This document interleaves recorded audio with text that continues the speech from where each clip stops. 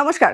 জেলার ৫টা গুরুত্বপূর্ণ খবর নিয়ে আমি রনিপা আপনাদের সঙ্গে রয়েছি। আপনারা জানেন গৈরিকে ঝড়, গৈরিকে বাংলা, রাজ্যে গেরুয়া ঝড়। ব্রিগেড প্যারেড গ্রাউন্ডে শপথ নিলেন মুখ্যমন্ত্রী শুভেন্দু অধিকারী। শপথ অনুষ্ঠানে মানুষের ঢল এবং প্রথমেই যে খবরে নজর রাখবো তা হলো ব্রিগেড প্যারেড গ্রাউন্ডের খবরে। ব্রিগেড প্যারেড গ্রাউন্ডে প্রধানমন্ত্রী নরেন্দ্র মোদীর উপস্থিতিতে শপথ নিলেন মুখ্যমন্ত্রী শুভেন্দু অধিকারী। তার সঙ্গে শপথ নিলেন রাজ্যের আরও ৫ জন মন্ত্রী।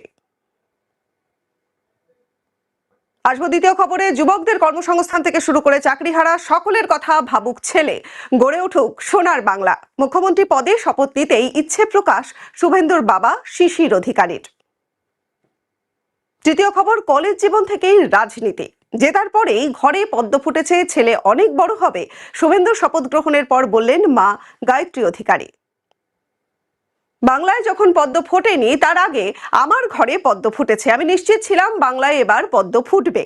মুখ্যমন্ত্রীর দায়িত্ব পাওয়ার পর এমনই বললেন নয়া মুখ্যমন্ত্রী মাসি মুক্তি ভট্টাচার্য। ব্রিগেড প্যারেড গ্রাউন্ডে শপথ নিলেন রাজ্যের নতুন মুখ্যমন্ত্রী শুভেন্দু অধিকারী। জেলায় জেলায় খুশির হাওয়া, উঠল গেরুয়া ঝড়। বাঁকুড়ায় বাড়ি বাড়ি লাড্ডু বিতরণ করলো বিজেপি। কোলাঘাটে মিষ্টির বদলে ঝালমুড়ি বিলি করা হলো। নন্দীগ্রামেও ধরা পড়ল উচ্ছ্বাসের ছবি।